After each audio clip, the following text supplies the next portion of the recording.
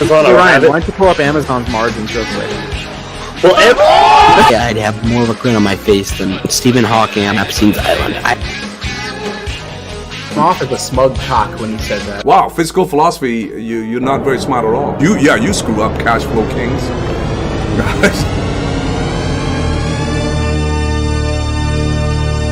Dissector, you are an idiot. Hello, everybody. Saturday. It's 8 p.m. Eastern. And on Saturday at 8 p.m. Eastern, in your lifestyle, you personally, you could be doing a whole lot of things with your time.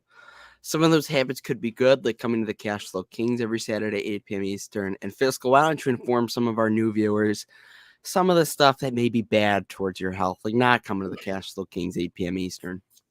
Well, I got to tell you, you could take a cruise down Tent City and smoke crack. Oh, yeah, I know. You might cruise over across Charles Street in Baltimore and find yourself addicted to heroin. You go down to O Block in Chirac, and things could go down. Things could go down. You could also find yourself amongst the teens vaping. Oh, Oh, that's. I have a story on that this week if we want to get Blasting into it. graffiti all over the place like a bunch of hooligans. Could be spitting on other people's property. Messing with my lawn. You could be like one of the Kia boys. You could be, stealing cars, hijacking stuff, pointing lasers out of the car, late PMs. Bad stuff. Bad stuff. Could be shoplifting from Walgreens and Sephora. Hurting shareholder returns, one could say. Damaging shareholder value, exactly. That's the kind of stuff you don't want to be. But if you're here Saturday, 8 p.m. Eastern on the Cash Flow Kings, you're not doing one of those. In fact, you're only adding to shareholder returns with some of the knowledge you're going to be getting from the Cash Flow Kings live 8 p.m. Eastern every Saturday. But welcome in, everybody. I think this guy might be like my new favorite commenter. Like I think every comment that I see from this guy, it's like something that I genuinely laugh at. So if he continues commenting funny stuff like this, I did pin it on the last live. We might need to start like getting a competition for pinning comments. Kids are tucked in. Popcorn is popped. Time to gain some knowledge from the two best not grifty YouTubers out there. One has a mullet and the other looks like an LOTR character. Teach us wise men. Couldn't have said it any better. I hope I'm the LOTR character. Yeah, all I gotta say is like you don't see a lot of other finance YouTubers with mullets these days. We gotta, represent. And by the way, tonight we're doing open call-ins. We haven't done it in a while. So it's obviously kind of a bit of a controversial topic with MPW. So we give you the platform, your shit. We see a lot of people on social media, whether it be Starbucks, whether it be MPW, or both our cigar butt stocks, that like to talk a whole lot about how they're bad companies. They're not quality compounders, as some would say. Mm-hmm. And, they don't actually back it up. And on the Cash Flow Kings, we want to back it up. So that's something we're about here on this live. I would post the link is in the description for that. And I'll also post it in the chat if you want to come on. We have Beater Stocks in here. Shamir, you guys already know what I say. If Shamir, Frank, Shamir, Frank, and John all in here at the same time, stuff could go down. And we have Yieldmax TV in here too. Who's going to be on the stream next week? That I guarantee you, Fiscal, that's going to be our most electric show. So you're going to want to be there next Saturday, 8 p.m. Eastern. I'll go to the gym first and get a nice pump for it. Okay. Yeah. Like it's anything can happen. So you'll want to be there. We'll be talking about how dividends are free money, 5-6 Lambos, stuff, anything for the future of the Cash Flow Kings will be discussed there. So you're definitely going to want to be there for it. Anybody and anything could happen. We got Steve. We got to make a new superlative for Steve. I know he's the world's nicest man, but definitely. I think we have our first call-in. He's not a call-in. He's our first guest for today's show. Well, Fiscal, it was a rough week for the both of us. True. Well, Disney, actually, not really. Well, according to some other people on Twitter, who, according to them, it's not a high-quality compound. Perhaps. Yeah. But I think it's time we let our guest in, who's now a finance YouTuber, and he has the opportunity to grift people. Welcome in Stabulo, or the Jordan Carson show, if I got that. He does have the same initials. He should compete. I do. Yes. Yeah.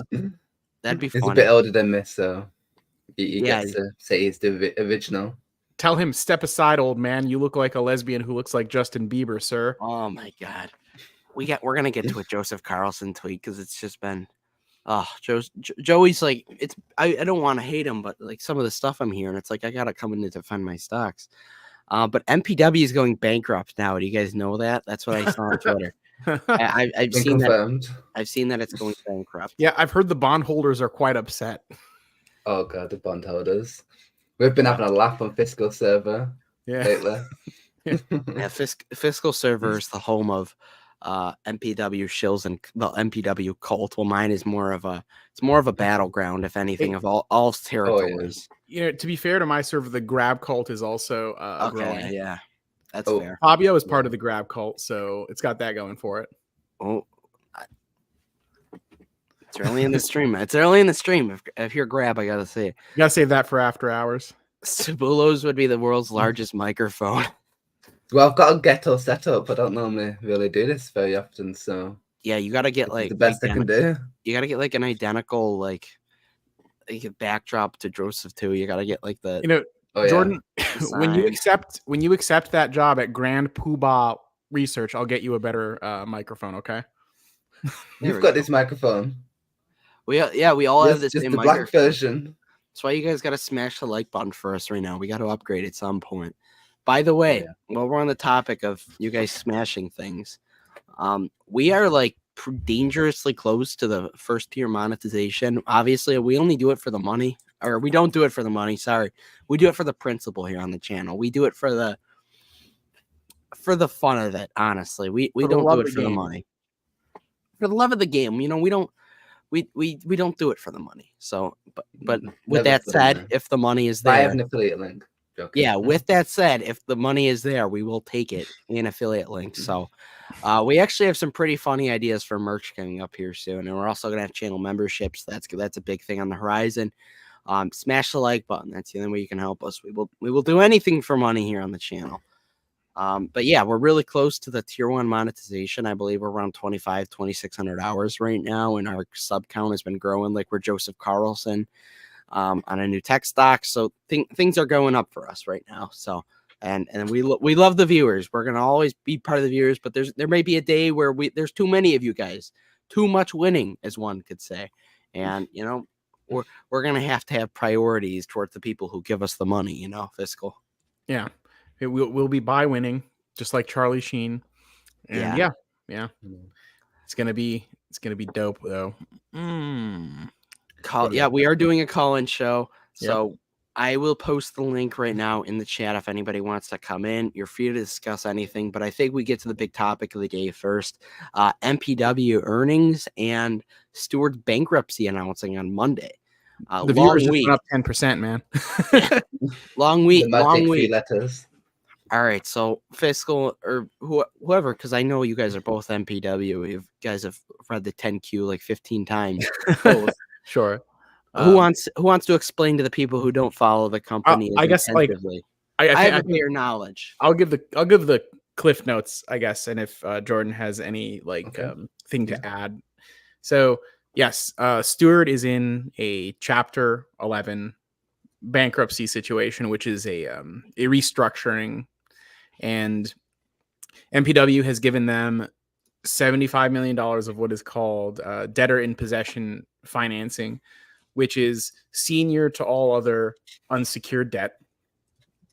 And it seems like they're doing that partly to give themselves an advantaged position in how the restructure goes and how much they can benefit from the restructure. An analogy that I am starting to like is if this was a video game where you can, collect items and kill other players. Steward is on the brink of death, and MPW is preparing to loot the corpse. Okay. In a manner of speaking. So, Steward's loot, its assets, everything that it has, are pretty much on the table for, bids at the moment or very soon. And MPW, I think, stands to gain the most out of basically any entity I'm aware of from that. And Steward is a massive organization if you read the filings and everything. And all their biggest paper liabilities are pretty much MPW is their biggest creditor. Yeah. So what's the deal with Pocahontas, Elizabeth Warren attacking them? I see her in the thumbnail a lot. So this has to do with the fact that Steward has multiple hospitals in Massachusetts. And I'm glad you said that, not me, because last time I said was about to say Fiscal got a big game canceled last time. Yeah. But anyways, she's the U.S. senator, one of the 2 U.S. senators from Massachusetts. However, I think it's important to note that senators have no direct say on any of these asset sales or transactions. The bankruptcy court actually, to my understanding of what we were discussing in the Discord, has a lot more sway now than really any state level regulator as well. So it seems like the Chapter 11, as far as getting some of these assets sold, transferred, different operators into the hospitals, whatever, probably actually works out better for MPW shareholders than if the status quo was allowed to continue to happen and Steward was to get further behind in rent, still not allowed to transfer the hospitals, et cetera, et cetera. Does that about cover like the very general picture? Do you think That's Jordan? pretty general. So Yeah. would this be an upgrade in MPW's business quality in your opinion? Now Stewart is in the rearview mirror. Well, it's not in the rearview mirror yet, but Will there be. is like a more fleshed out timetable now, I would say. Okay. Yeah. We all know When love- I actually like read the initial like release, there wasn't actually it didn't learn too much really. That's the first thing I thought when I actually saw it. Most of like the information that I thought was really useful to know was in the bankruptcy filing. Yeah, which was we had that Yeah. Monday, right?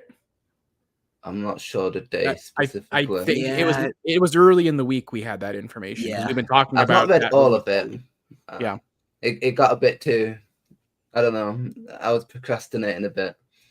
But I think the main bit that people probably want to be looking at is the timetable for the hospital sales, because additional information came out in the earnings call where it seems as though they're going to be transferring every single Steward hospital away from them to new operators. Yeah, very specifically on their wording, because the wording really matters when it comes to these MPW conference calls.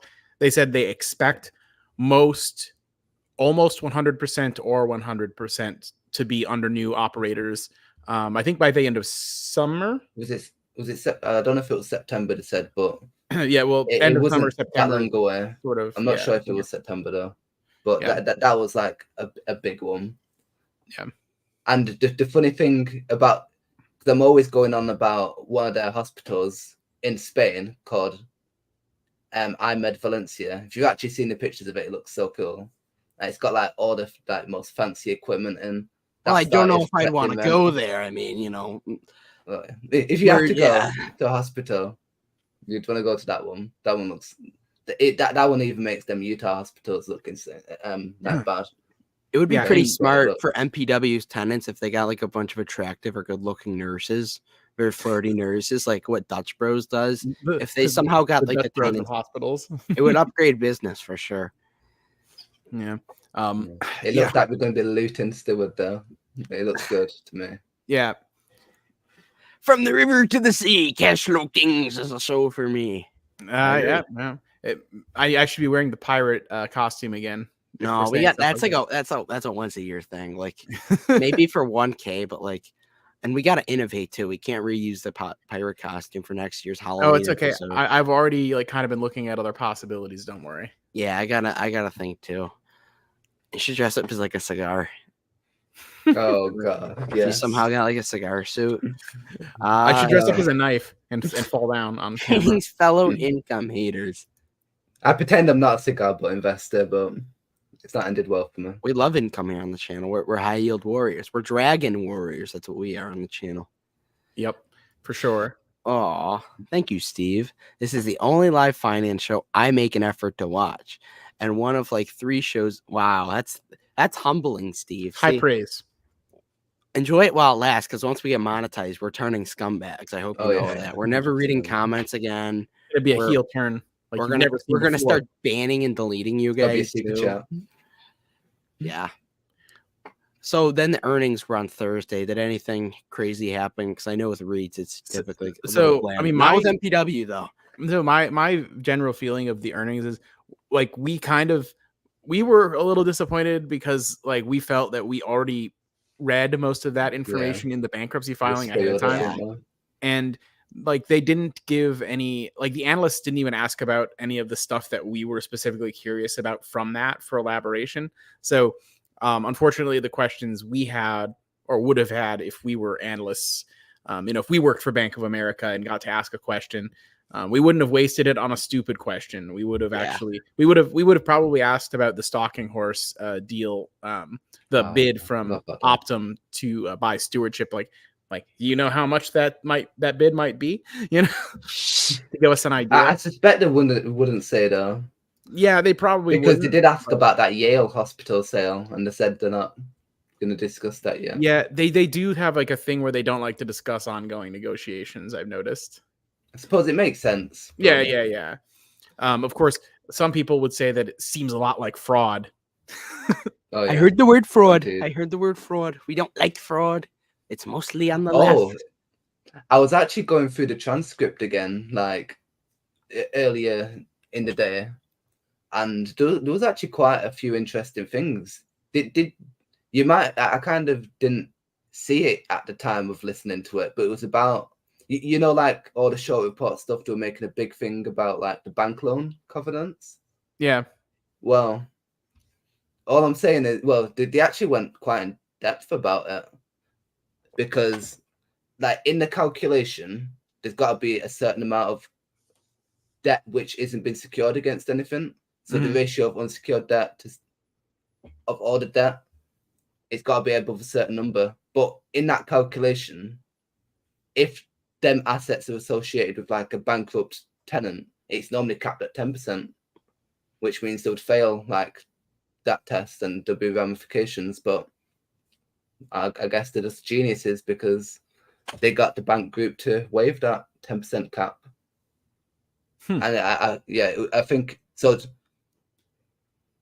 So they skipped it through the June 30 test, and then the next time it will be calculated normally will be September 30th. So you can kind of see why And MPW by then, have got like the full on that timetable, because it was way quicker than I thought it was going to be for the hospital sales. yeah, I mean, I think we're gonna see a lot of interesting stuff happen over the coming weeks and the first part of summer for sure.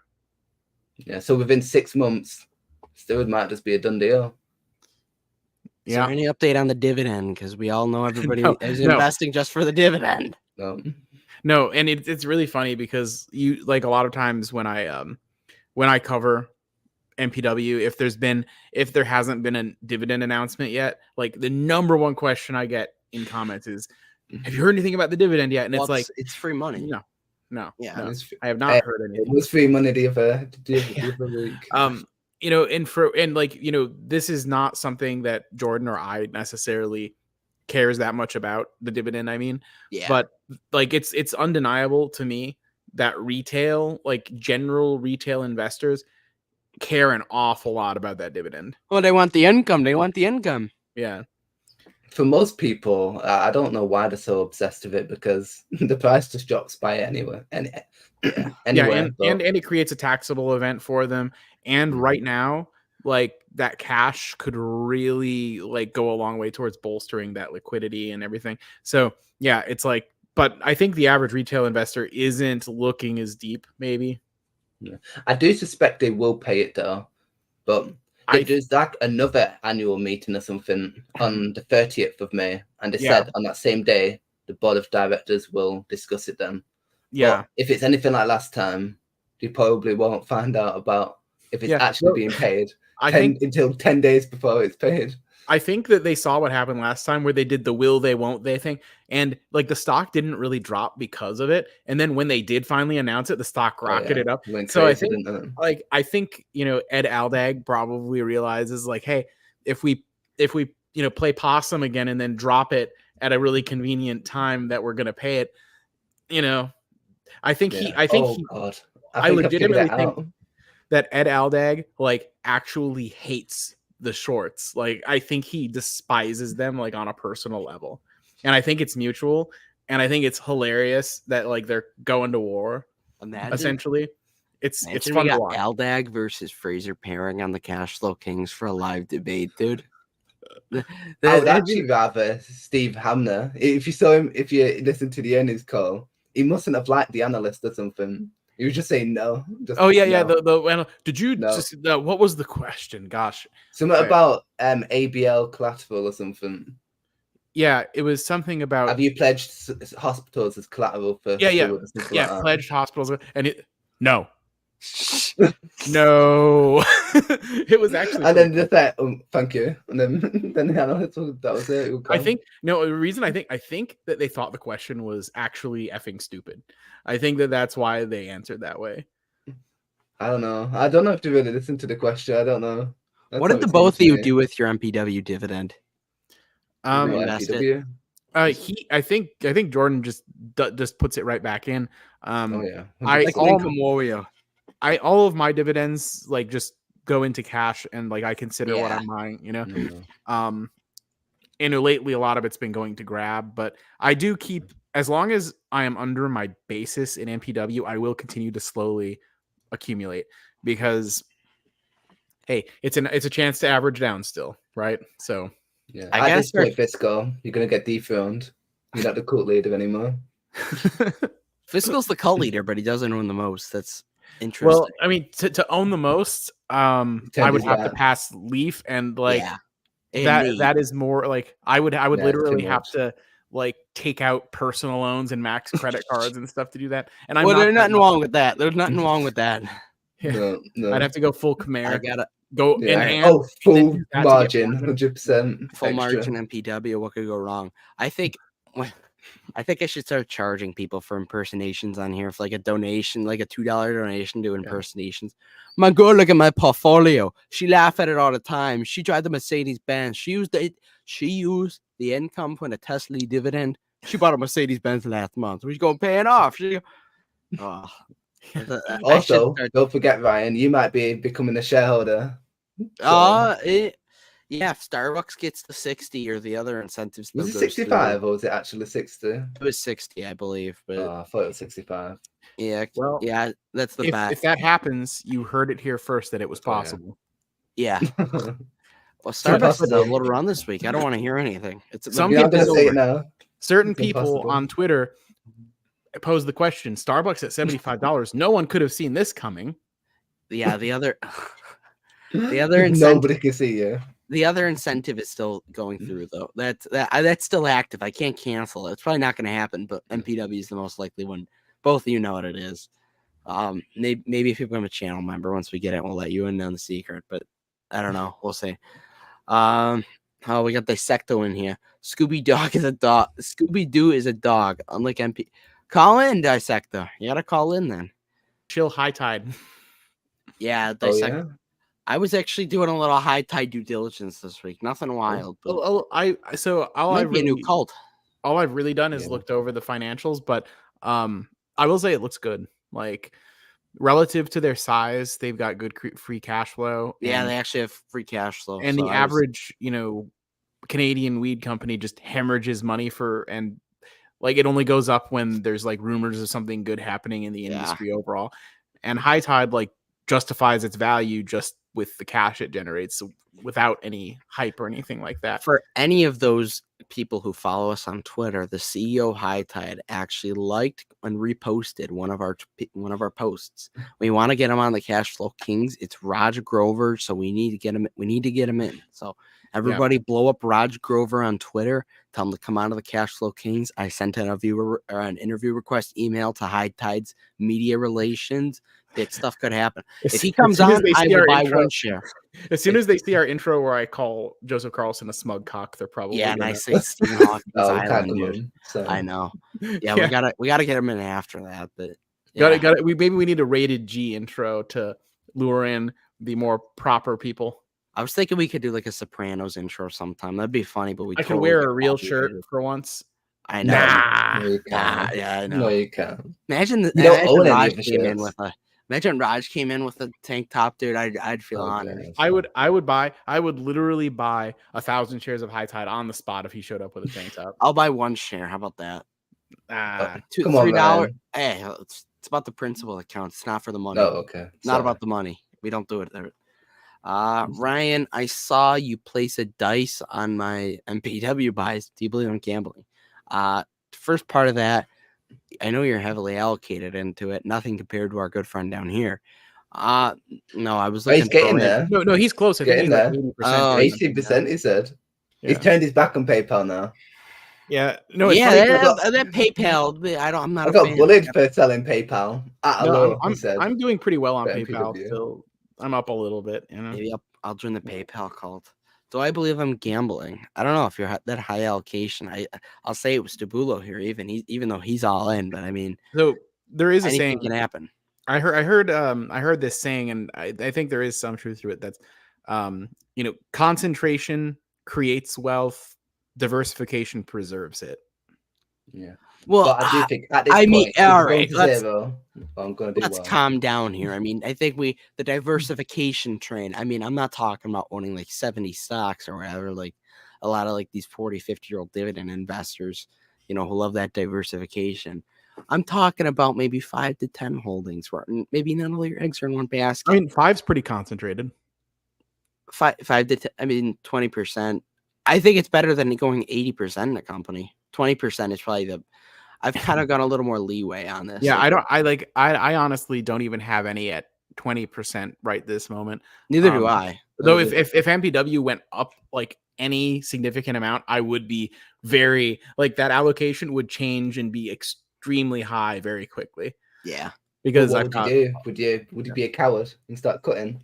No. I won't sell a single share until I think it's reached very close to at least fair value, if not higher. That's the dilemma for me on cold stocks because Target is like reaching that price.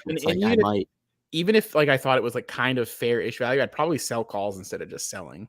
Like you'll get that free money, that income, Oh yeah. Yeah, we had additional free money because the volatility on MPW makes options premium disgustingly good. We had a discussion about whether I'd sell Target stock or not. If it got to like 180 or 200, it's like, it depends. Like if there's anything worth putting my money into, it's better and I get decent value on it probably. But I mean, it's one of those companies I believe is a bit of a buy and hold for a good 10, 20 years. And and I would also at that point consider, is it just because of the price or like has enough time passed also where it's long-term capital gains and not, not short-term capital gains? Because like, I think Target reaches 180, you sell it and some of your shares were accumulated recently and you end up with short-term capital gains tax. It's like almost what's the point? Yeah.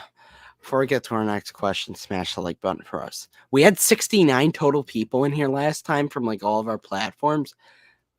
I felt pretty honored. I'll be honest. I felt very honored. Very fitting for the Cash Flow Kings. Thoughts on DraftKings? We're bullish on degeneracy here on the channel. So I mean, like a gambling website. Yeah. Sports betting or like fantasy. Surely that's betting. Got to have like the smallest moat humanly possible. Like honestly, like there's a lot more than it seems. So the online gambling stuff, it can be difficult because like, especially if you're national or even international, because of the number of different regulators that are coming after you all the time. So I think to be successful at it and like have staying power can be pretty hard. Like at one point in time, like Poker Stars and Full Tilt Poker and all that like had like a worldwide footprint, and one action from the United States Department of Justice shrunk them into, So, that might be a lesson of like, don't invest in big online gambling companies, actually. So, do we have any good gambling stories? Anybody? Do we have any good? I felt disgusted when I lost $5. People say I'm a gambler, but some.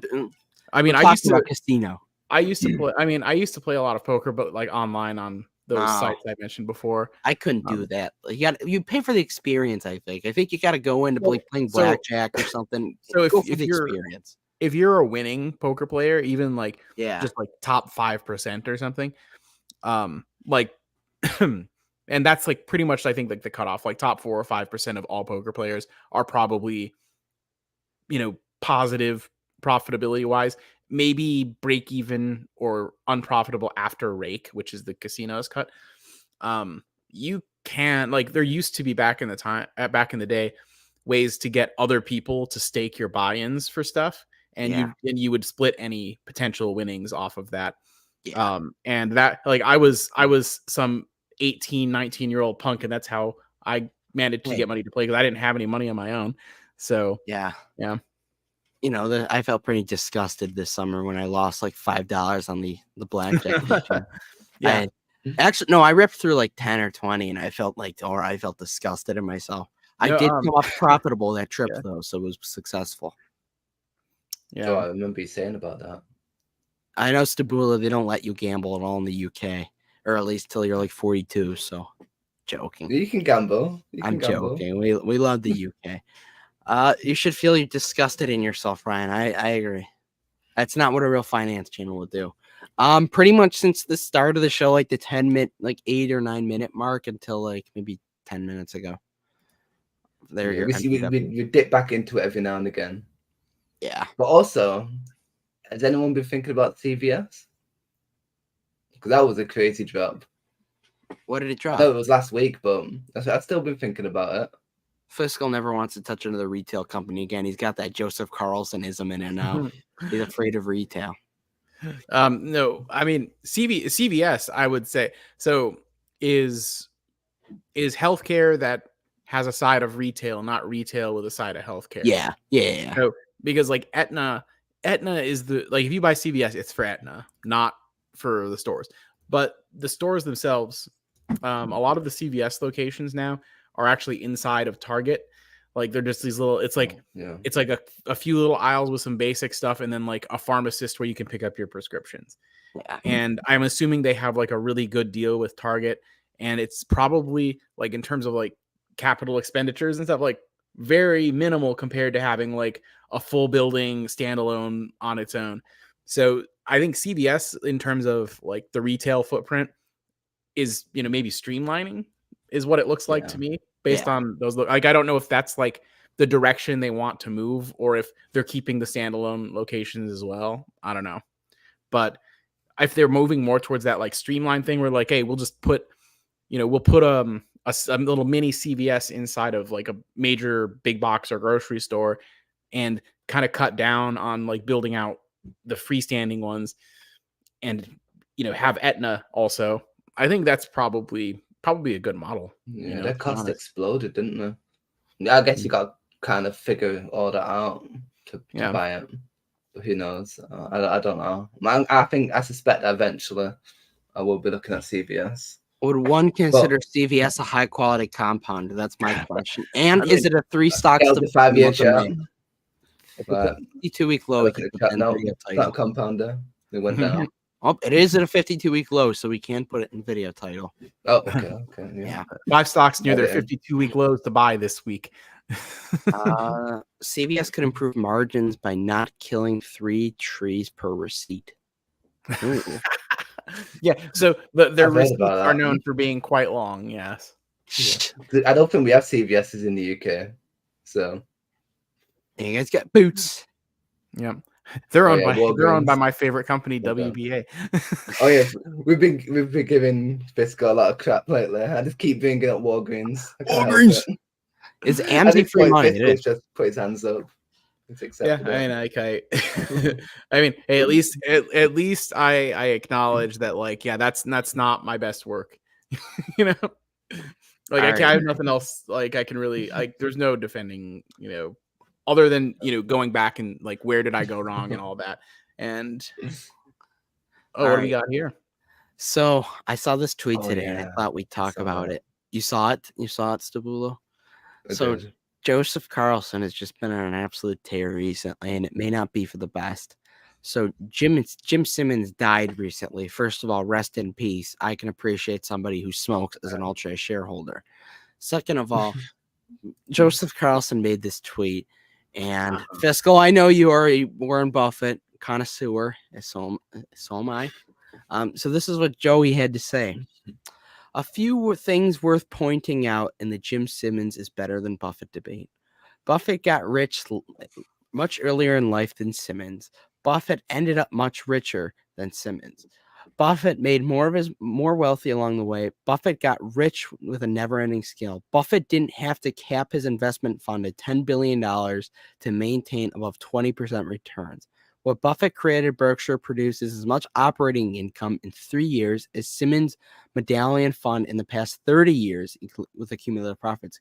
Comparing Jim Simmons to Buffett is comparing a small hedge fund to a Fortune 10 company. Why hasn't Buffett made any buys recently?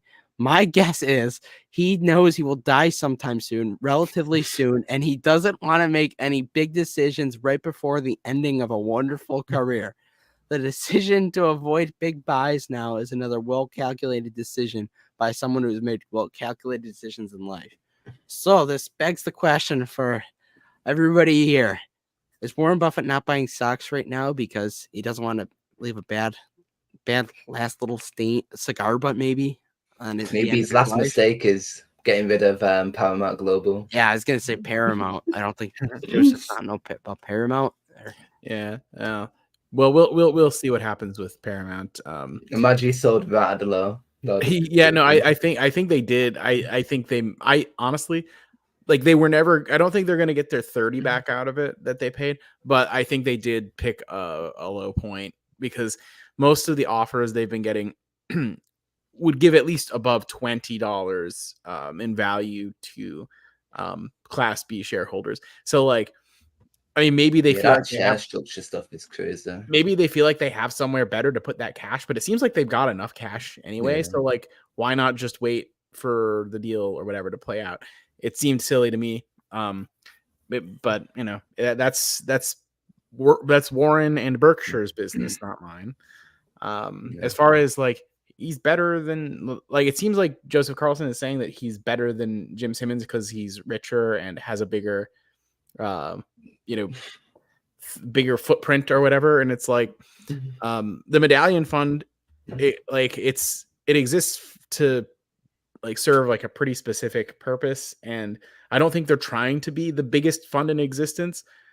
Like, they do things that get, like, crazy high returns, but because they're so, like, niche, the scale has to be limited by definition, otherwise it doesn't work anymore. There's a lot of, like, a good example of this would be, like, I bought Smith & Wesson when it was like $11 or something, and I think it'll probably get to like $20 or something this year because it's an election year and all that.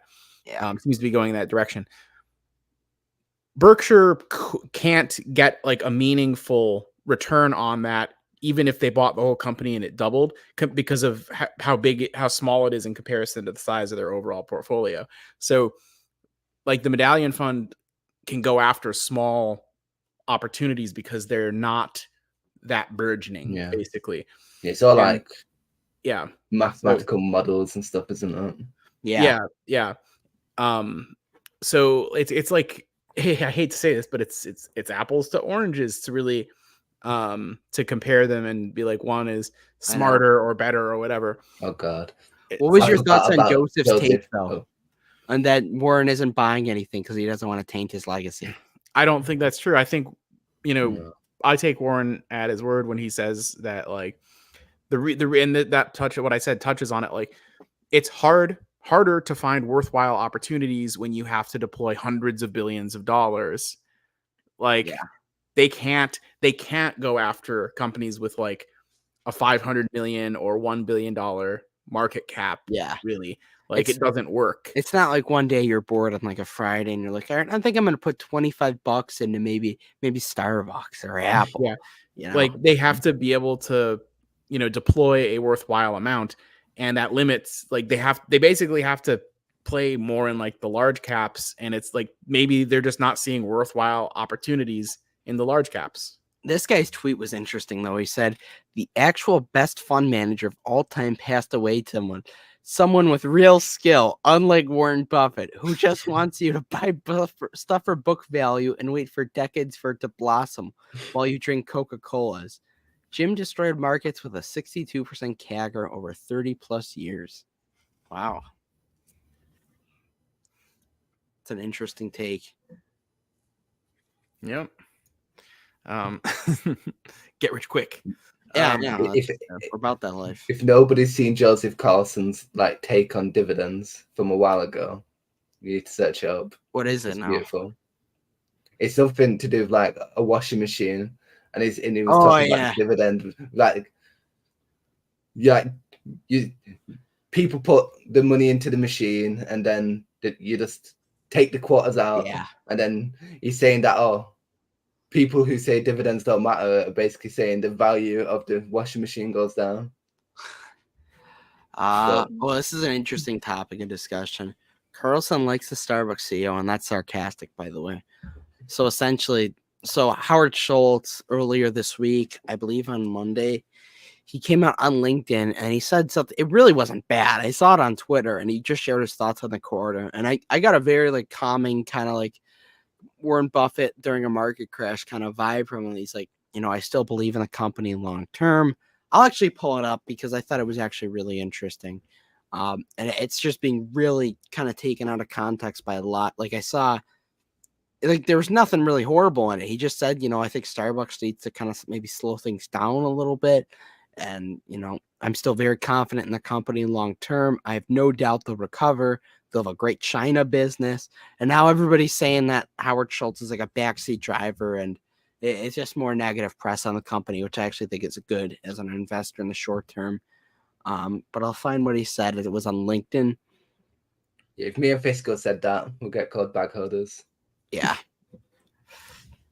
Yeah, but Fiscal, Starbucks is actually like at $76 now. So is the dip over the crash? I've been hearing some people saying the crash is over. Going to 60. I mean, it could be that it just goes up and to the right in perpetuity from here, or there's no chance it can't go any lower.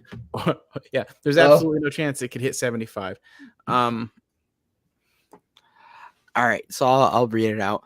Starbucks announced earnings last week and unfortunately significantly missed shareholder expectations. Naturally, the market reacted negatively. I no longer serve on the Starbucks' board of directors, and I have no formal role at the company since April of 2023, but my love of the company and all those who wear the cloth of the company, the ironic apron, wears no bounds. I, too, experienced some quarters of financial disappointment in my 4+ decades leading Starbucks as any public company CEO, and they will tell you a miss is inevitable, even at the best managed, fastest growing firms. It's not the miss that matters. It's what comes next. What was the diagnosis of the problem? What's the impact on morale? What's the strategy to fix it? Continued. That's not it. What is this? Is Looks like a hate comment or something. there we go. That was a hate comment. There's a natural tendency to try to do too much too soon.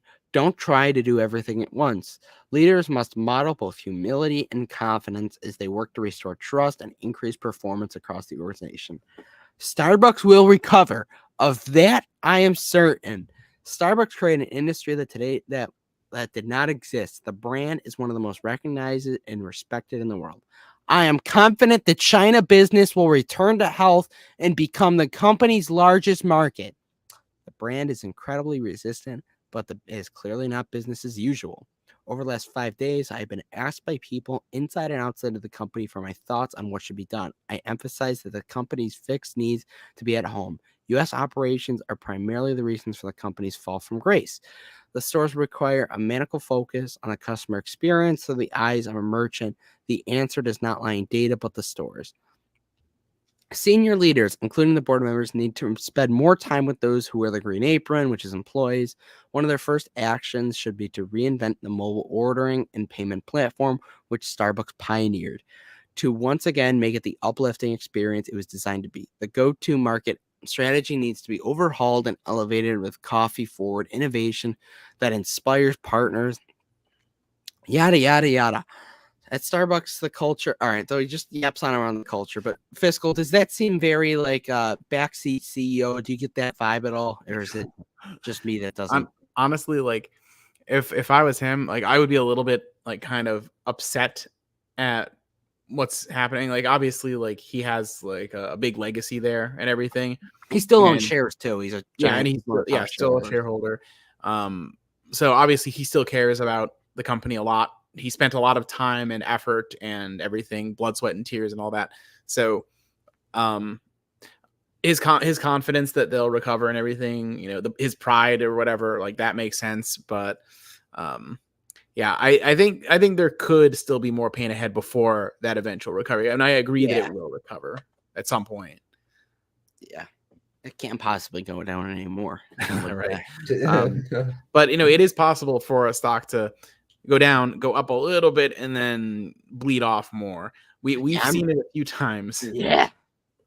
Fiscal, I need you to say, I think it can go to 60, and then I'll gasp. I mean, it could. It definitely could go to 60 in a world. Like I'll say this again, in a world where Meta goes to like $88, Starbucks could certainly go to 60. It would not be impossible.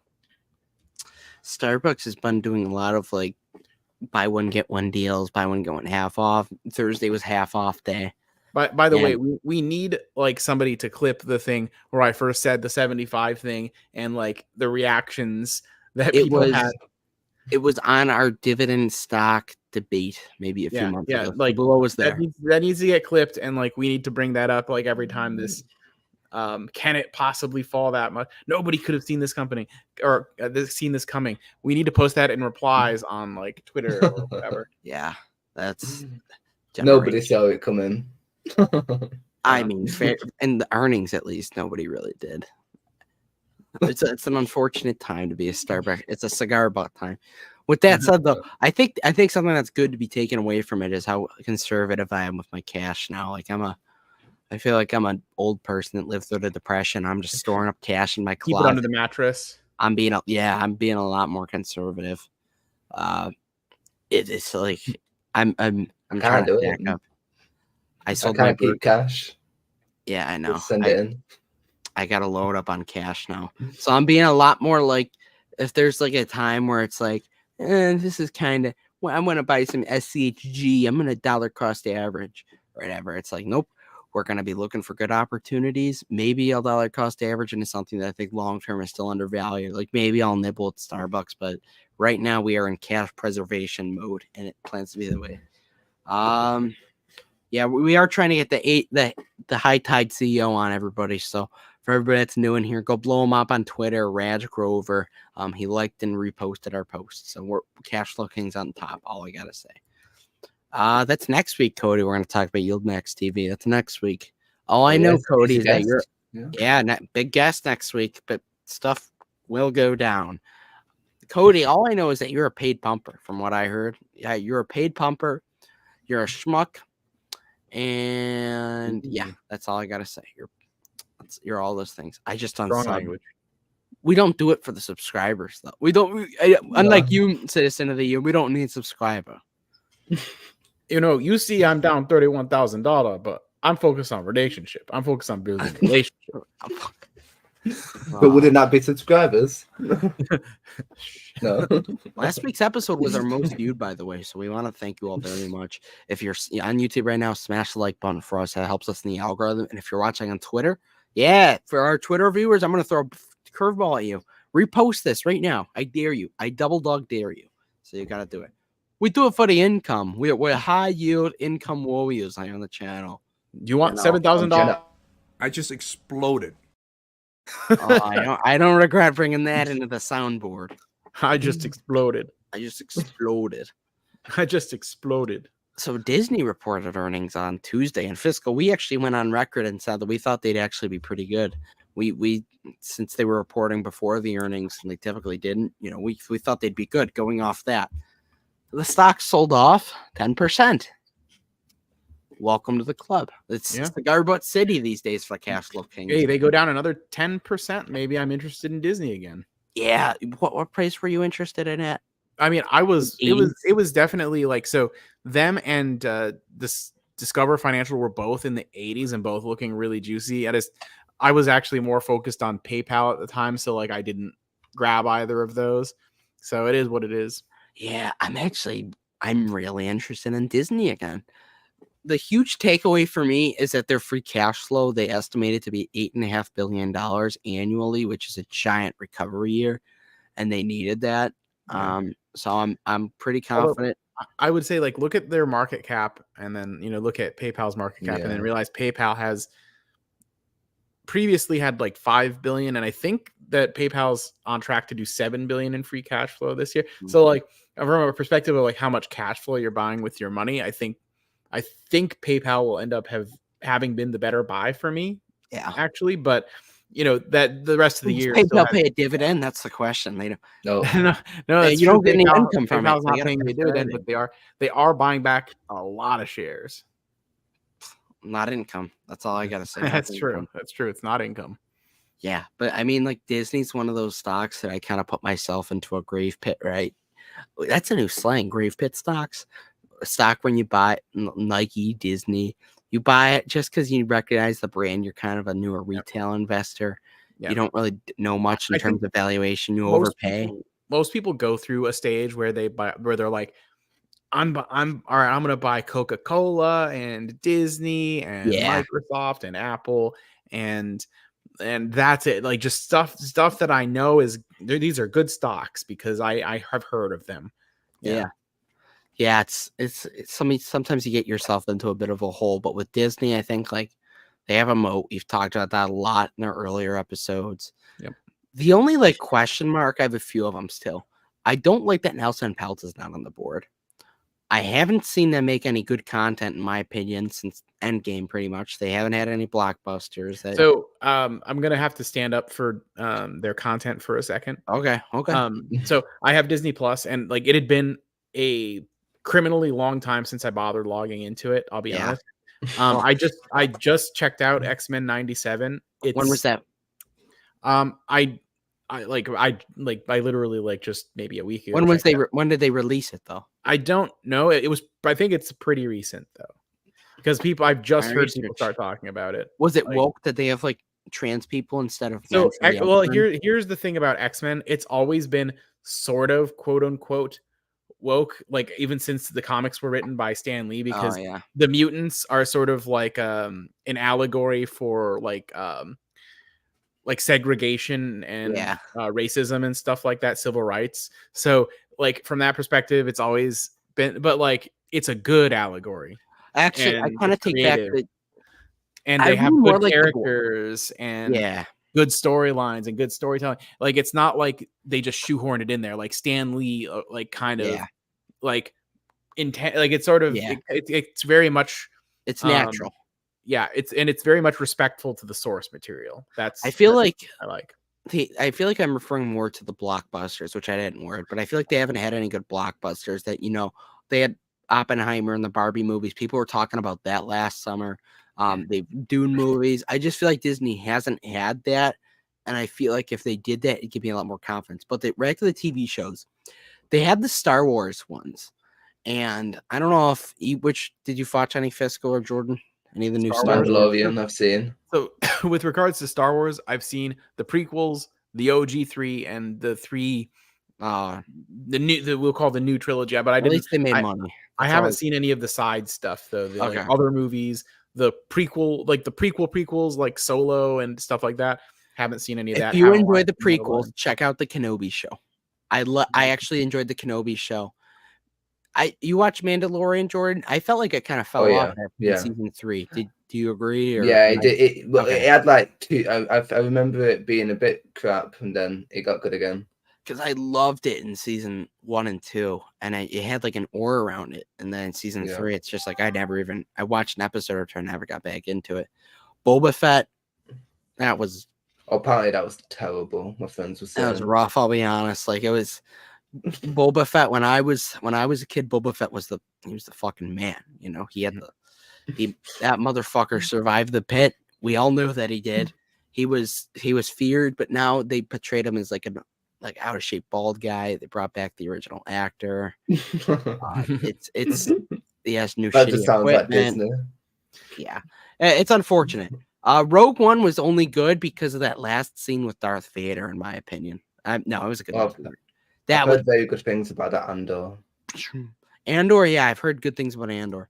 Star Wars is such a mess. There are some duds and some gold. I'm with you. There was I saw like something that was taken out of context, which actually, I mean, we've talked about it. Like out of context in the media could be good things for investors, but there was a series. It was like one of the cartoon series for Star Wars, and it was like libs of TikTok. So there's obviously a bias there, or like some sort of like anti-liberal, mind washing thing on Twitter. They reposted it, and it was like Star Wars, and it was like, they're coming, they're dead.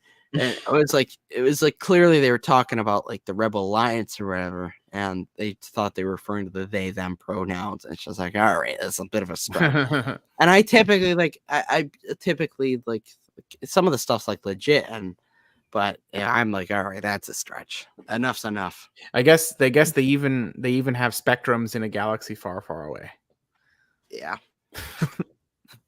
Rogue One, Andor, in the first season of The Mandalorian, but all the other new Star Wars IP suck. Second season of Mandalorian was decent, in my opinion. Now,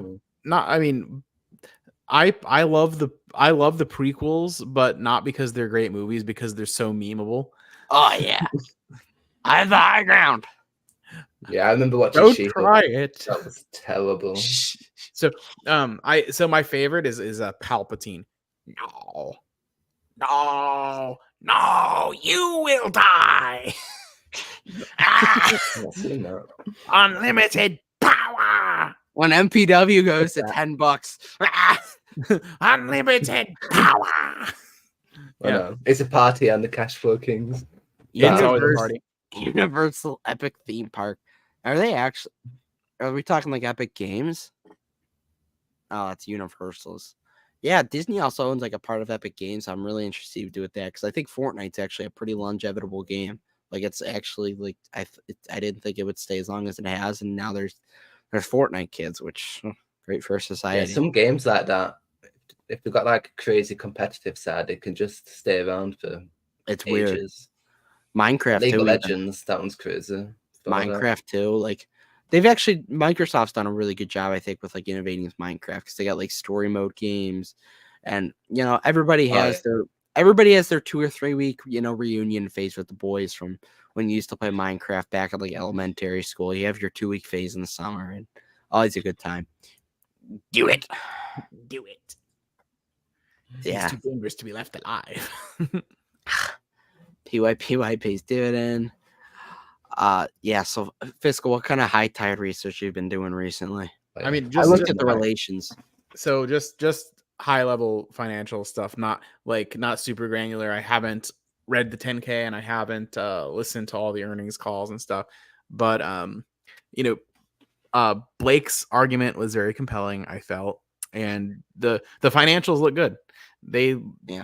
I can't find fault with the valuation.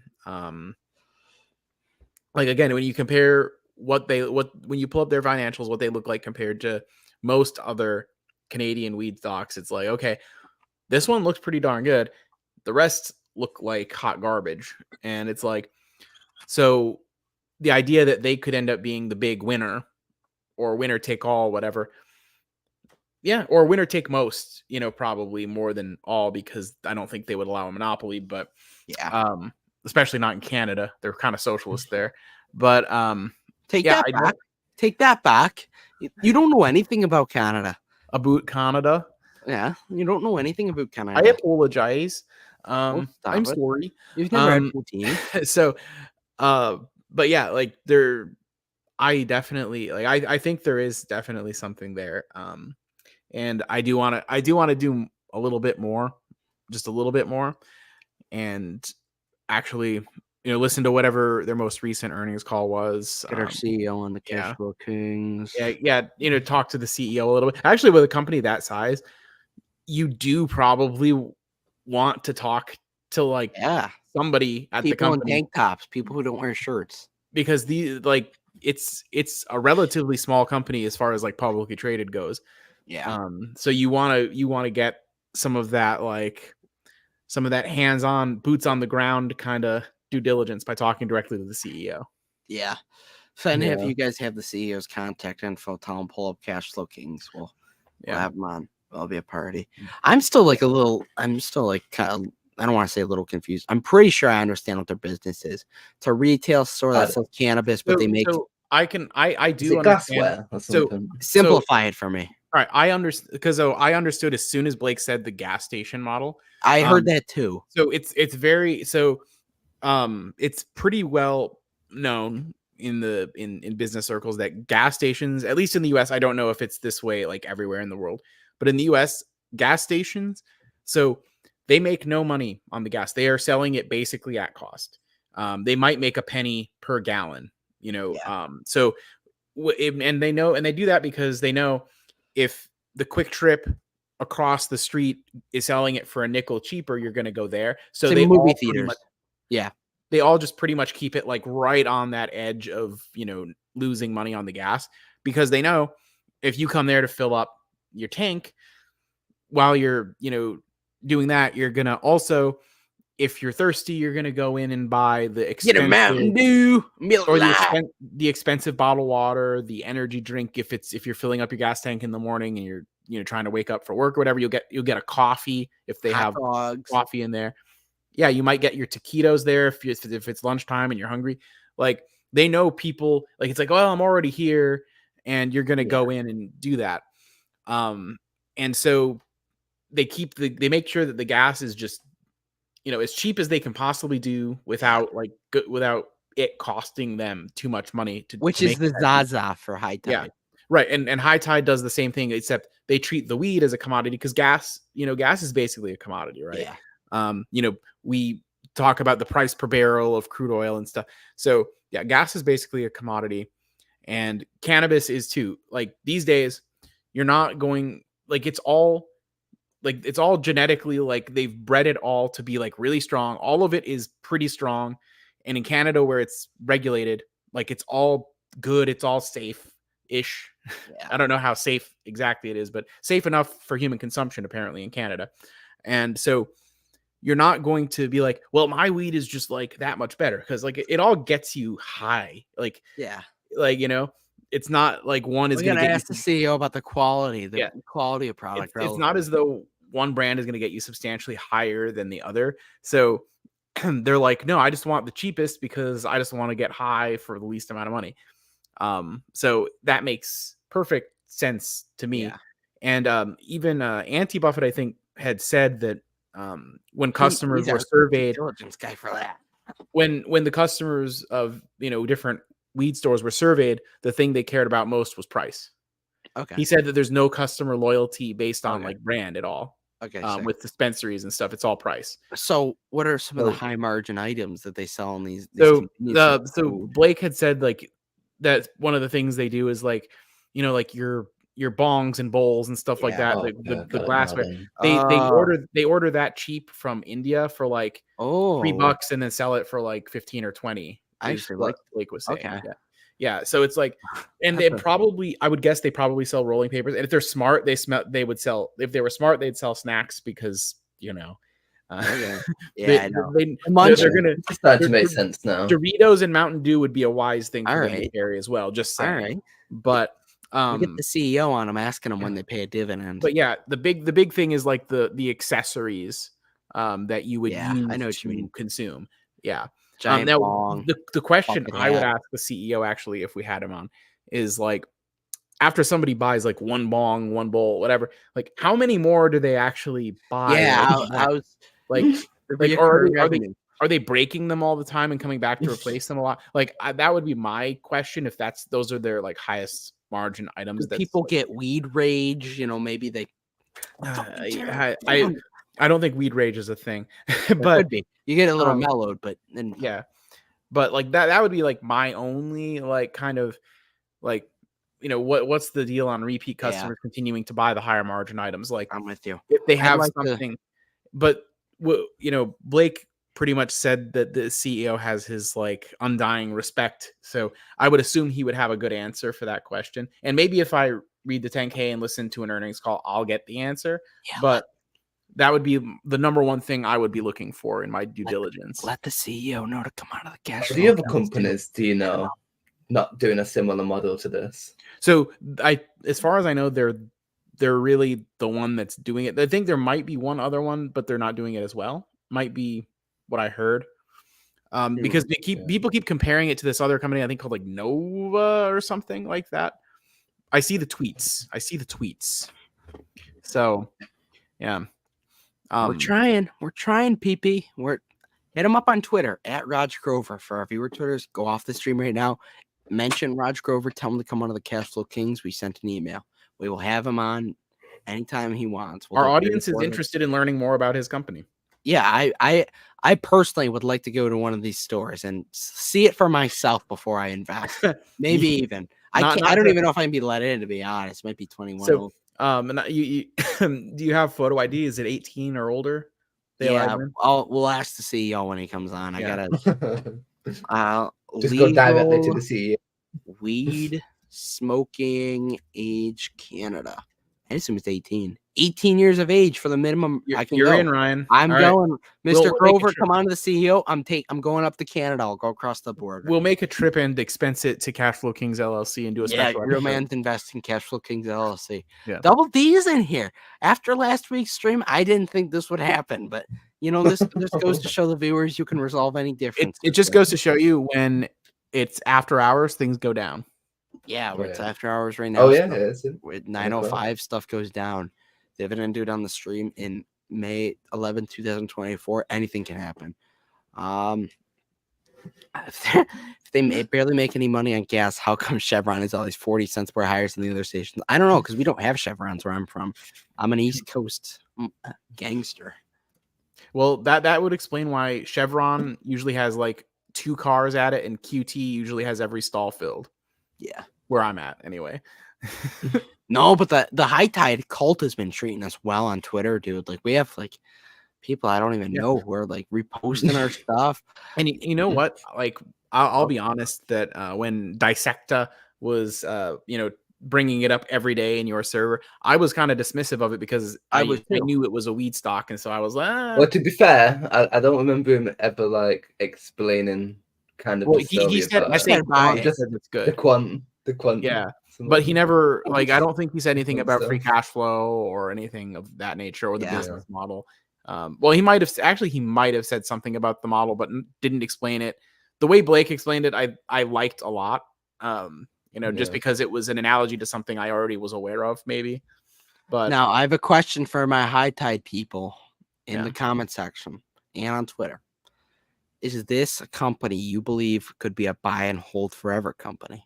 With the potential it has, do you think it could be like that? Fiscal, do you have any thoughts? So, I mean, I guess like since it's so early, right? It's like so new, yeah. They're 10% of Canadian market share. They haven't.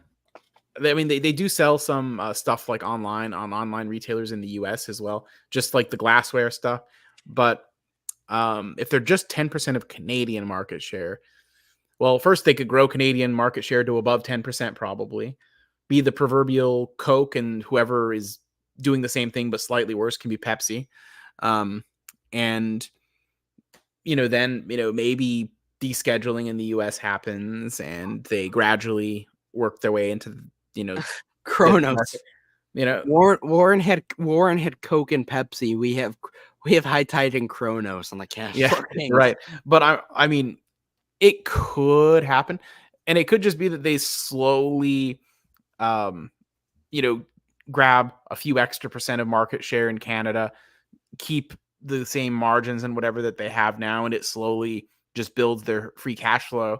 Like, if a company this size doubling its free cash flow, does that sound ridiculous to you?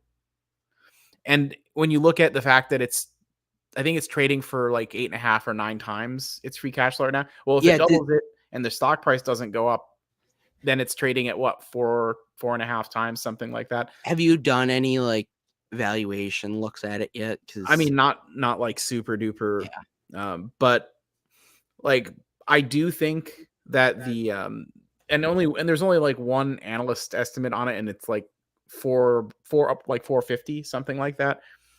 I do think that that's actually based in reality and real numbers, and it's not like out there in outer space.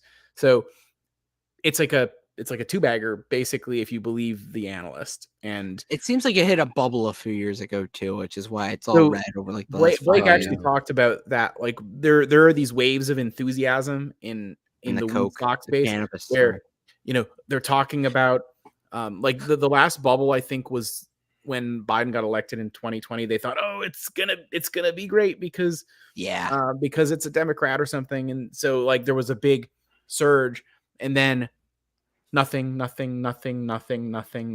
then so it bled off. Yeah. See, do you like a company that like is kind of reliant on sentiment like that for price appreciation? Although I think they're doing all the right things right now. Because the other, other, worry you at all?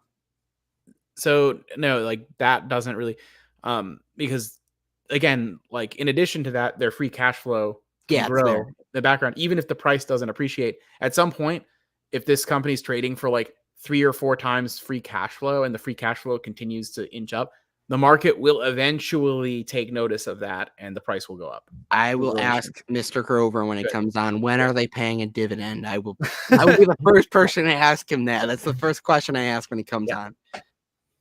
I don't know about forever, but I at least plan to hold for a decade unless it rips to the moon. If it rips hard enough, I will sell there. Yeah, I can respect it if you if it's obviously if it's like a 15x in like a year or something, like you might want to just like accept that you won and take some money. Yeah. But Blake has me like looking into small caps now. I might want to start a small cap portfolio. I'm getting into it, dude.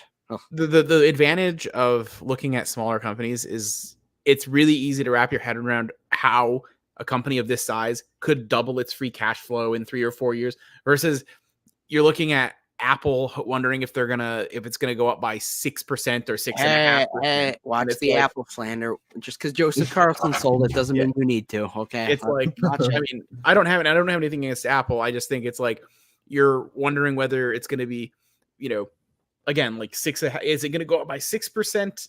The free cash flow or 6.5%, and it's like that's kind of sucky for how expensive it is, and you're not going to find any like special angle that the market hasn't already figured out on something like that because like 800 analysts cover Apple. They got those buybacks though. I mean, they have one bad year free cash flow growth. I mean, those buybacks are only a selling point if the stock is cheap, bro. I mean, I wonder if it's a company that can expand very quickly. One could make the argument they are in talks with. They have a bunch of AI products. I know we're a bunch of we are AI AI enthusiasts on this channel, and we love our AI and Rivian and the whole car stuff. One could make the argument long term with some of the new innovations they're doing that we may not see right now. It's at fair value, which are innovation and AI. Okay, they have AI investments. I'm just saying they have a big player. Mm-hmm. I shorty on our Discord is a huge Apple bull. You should talk to him about it sometime. No Crocs talk. Ugh. Dividend, dude. I missed like the 4 weeks you were gone, so I didn't have to hear about Crocs. I'm joking. I'm joking. I just don't know. It's weird. I think I have a hard time like with like shoes and apparel just in general. Like I don't have Nike. I don't have Crocs. Nike scared the piss out of me. I don't have isn't Abercrombie also publicly? I don't have that. Like I don't know. Up 540% in the last 5 years too. Like that's a compound. I hate to say that scares me, but that's like, dude. As you know, the 5-year chart is the best indicator of what stocks you should buy. Yeah, I mean, like I just don't. There's not enough proven like track record that I stay in fashion. So I'm thinking of switching from the falling knives method to the 5-year chart method. No, the 5-year chart looks good. The jewel method. That's the jewel method that I made up. There's nothing left in it, or you could just recharge it. You gotta find a new one because they got banned. When are you guys gonna start pumping hymns? I started to research them. I want to know more. Oh yeah, like the STD prevention thing, or am I off one? So hymns, their main stuff. Like if you see their advertise, and they probably advertise to me because of my age, actually, because they mostly advertise boner pills for men, but like in the form of like a mint or something like that instead of a pill. Yeah, it's the same active ingredient as Cialis, as you know. Yeah, if a big ab. Well, we already have every pharma company has their ER medicine. I work in a high school. The amount of kids walking around our Crocs will blow your mind. I could say the same thing about Nike. I could say the same thing about Nikes. I would argue there's more kids in Nikes than I'm pretty certain there'd be more kids in Nikes than are in Crocs. Yeah. And I feel like actually, because Matt told me about this in the comment section. He said, your perspective, it could be different from people who are in the South, West, East. I actually think people who are more poor, I don't go to like some crazy private school. I go to a public school with over like 700 kids, right? I think people who go to a poorer schools, I think they actually get Nikes. I think still like there's beaten down sneakers. Still, it's 50, there may be something to that because like in poor, I think in a lot of like the poorer areas, they still look up to like Michael Jordan, LeBron, etc. Like all the people that are sponsored by Nike, Yeah. right? And like, so of course they're, you're still gonna buy like the thing that your favorite sports star like endorses, right? Even if you can't afford it, My right? brother got some LeBrons. Yeah. I mean, Fuck I had that, big Jordans shareholder. when I was a kid. Yeah. They were still expensive back then. Did they make you But- fly? No, white man can't jump, unfortunately. Yeah. For context, the school is in a highly affluent area. Yeah, I mean, I think I go to a really, really diverse school, and I mean this, like we have kids from really rich neighborhoods, we have kids from the hood, right? So I think it gives me a little perspective on like it's not complete bias. Like I don't go to a private school with 30 kids from rich neighborhood, right? I just think, there's just I've seen Nikes my entire life. It's been the dominant shoe since elementary school, and I don't see that changing. And I still see it in middle school, and I hear it from elementary and middle. Kids still want Nikes, and I think. But there is a point that I don't think you can expect a ton of growth from Nike. Yeah. Like the only thing you might get out of them is you could argue maybe they've got pricing power because of their brand. They have. Like, I mean, I think at this point it's a bit of a value play. If you look at it, it's like historicals. I understand the growth; it's probably not going to be wild, but historically speaking, the brand value is still there. They have pricing power. yeah, it's a value play the same way Coca-Cola is, though, to me. Yeah, it's a trade-off. Yeah, Do I sell my Nike? Kind of more I sell my Nike, my $200 worth of Nike at a 26% loss. Do I do it or no? If you were me, financial advice, not financial advice. I'd have to actually like look at the current, like really look at the current valuation. I am a channel shareholder, Fiscal. Yeah, like let's just say, like I might like if a better, like a really really banger opportunity came up. Yeah, I might take the L on that. That's how I am with Realty Income right now. Like Realty Income, like I'm like I think I'm like even on it. So like my gain is basically the dividend. I'm only down like 11% on it. So I think if I can wait till interest rates drop, responsible thing as an investor, or Starbucks goes to $60. Yeah, and there's an opportunity. I'm honestly, man, I'm super like I really want just one because an interest rate drop for MPW, first of all, like I think that would be like a huge win for us on that. But also like it would send my Verizon stock up pretty well. And then I could, because like I've held Verizon for over a year. So like any gain I get would be long term and stuff. And now I do think I've got like good opportunities for the cash. And so I just want it to get that little boost before I sell it, Yeah. Is this like a meta situation for you, Fitzco? You're going for that extra dollar? Yeah. I want that extra dollar. I mean, yeah, because like really, I want to really size up the grab position while it's still under $4.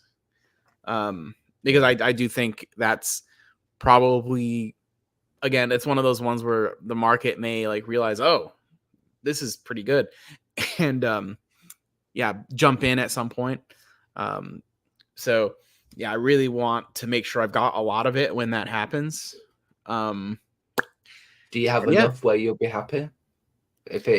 No, right now I don't have enough yet to where I'd be happy. I want it to be probably similarly sized to my MPW or my Intel, probably like similar range there. Intel's going. Yeah, Intel will just drop below it soon. Yeah. Cigar bot. Not a quality compounder. Intel's not a quality compounder. No. Yeah, it's not. I grew up poor wearing LA. Storing I have money were clogs. That's how it is. Oh, I'm so mad. I was talking about shoes with somebody, and I bought the Giannis. I'm not even gonna say his last name because I'm gonna mess it up. I had the Giannis shoes, and I got them like when they first released for like $90 or $100 back in like 6th grade. They're kind of ugly, but they're like $300 or $400 now, and it's like, oh. Yeah. What shoes do you guys have? I just have like a pair of Nikes and So my Nike my runners. day to day, yeah, they're just Nike runners. Got for like $80. Bought it Same. direct to consumer. It wasn't the best experience buying direct consumer from Nike, to be honest with you. I'm not listening to this. Yeah. I just have Like, like black Vans. and That's so it. I just like hear this. So other than Amazon, other companies I've like done like direct to consumer orders to it, like had delivered, whatever. Walmart, Best Buy, Nike. Best Buy gave me the best customer experience. Wow. Interesting, huh? Yeah. So that's interesting. Take Did from you that. tell a story about like some crazy delivery time like months ago? Yeah. So I was looking for like a Wi-Fi security camera, just like basically to make sure that nobody enters my apartment while I'm gone, like when I leave town or whatever. Because it's like it's motion activated. I'll get a notification if somebody enters, right? Channel members only. I don't 100% trust management where I live and that kind of thing. That's a whole long story, but Your neighbors. I went shopping and Amazon Prime couldn't have it to me in less than like 2 days or something. I go order it from Best Buy and it was there like it was either same day or like very early next morning or something. And I was like, dang, like Best Buy can beat Amazon's delivery time. That's what's a really good shopping experience? Buying off the TikTok shop. I swear to God. I got $18 compression shirt. But maybe on Tuesday came in Thursday. There was actually a point in time I was looking at possibly buying Best Buy stock. I remember that. And one of the things I found is that they're kind of trimming like how many stores they have, but they're making sure they keep some open in each area, and they're doubling them as basically hubs for local delivery on product. So if you go to bestbuy.com, like they'll have a courier go like from store, which they're more acting like a distribution hub, to your house. And that's how they're able to do stuff that fast. They just make sure they keep like a good stock of what they do. And the only thing is like Best Buy doesn't sell everything like Amazon does, but if the price is comparable and the delivery is faster on the things that overlap, yeah, Best Buy might have a place, in the market going forward. Haven't looked at the stock recently though. So I promised I'd tell the story about marijuana at the beginning of the show, but our school's second floor got hotboxed in the bathroom and the fire alarm got set off this week. So the fire truck had to come and we had a nice 20-minute break in the middle of the day on Monday. So that was fun. Good to see our youth. Wait, the alarm automatically calls the fire brigade? That's crazy. Yeah, that's kind of normal. Yeah. Ryby supporting the Greek Ryby sporting the Greek freaks. Great to see some cultural diversity in this channel. So if somebody sets off a fire alarm with burnt toast or something, he's got a big set off the entire school. Usually at my school, they would find that whenever there was a thing like that, where somebody set off the fire alarm, or there's somebody people called in bomb threats multiple times at my school when I was a kid. It was almost always when they investigated it, someone who didn't want to have to take a test they weren't ready for that day or something. And it's you committed a felony to get out of having a disappointing grade on a test. How dumb is that? Do you reckon they get it that often? They're could we just have a list of the names of people with exams today? Yeah. How much of a threat do you think Micro Center is to Best Buy? I have no clue. I don't know much about that one. Yeah, I could not tell you that one. I have it's been so long since I've even looked at Best Buy. Speaking of Best Buy, what price did you have back then? Don't even remember what I had back then. I just remember it on the 7 pillars. I remember it looked potentially cheap, but That's only if you believe that they can continue to exist in a world with Amazon. And Target.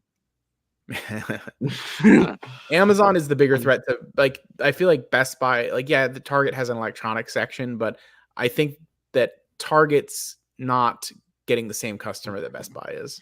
Joseph Carlson hasn't peeped one word of Target since the stock has gone up. I just have to say. All right, we're at the 1 hour and 34-minute mark. Pretty wild. That flew by pretty fast. Yeah.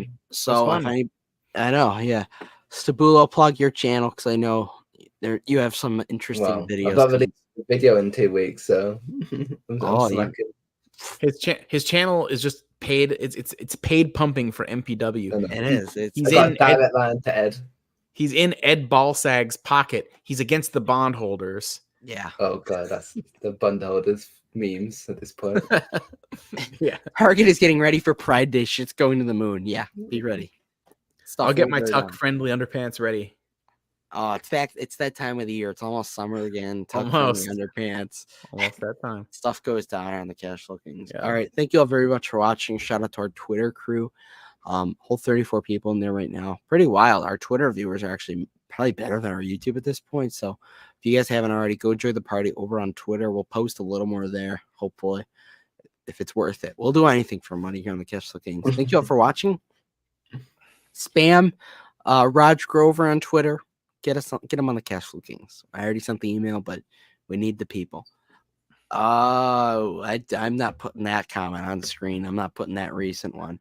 Thank you all for watching. Thank you some of our viewers tonight. I saw Blake in the chat. Steve, always a pleasure to have Steve on. That very nice comment.